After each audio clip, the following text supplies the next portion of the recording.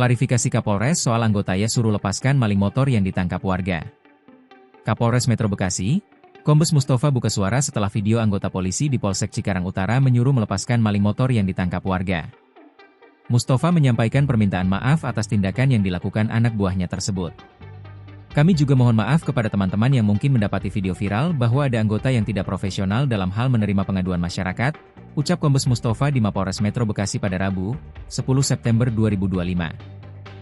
Mustafa menjelaskan, anggota yang bertugas di Polsek Cikarang Utara itu sudah dibawa ke bidang profesi dan pengamanan, Bid Propam, Polda Metro Jaya.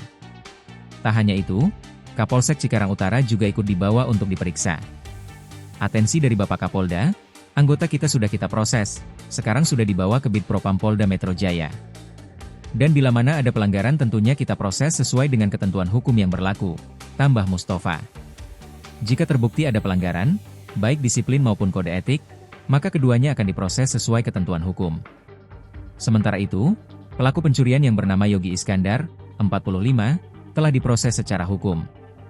Pelaku Yogi sebelumnya ditangkap warga di Jalan Layang Kongsi RT 0309, Kecamatan Cikarang Utara. Bahwa tersangka, barang bukti, semua saat ini ada di Polres Metro Bekasi. Tidak ada niatan dari Polres Metro Bekasi untuk tidak memproses perkara tersebut, tegasnya.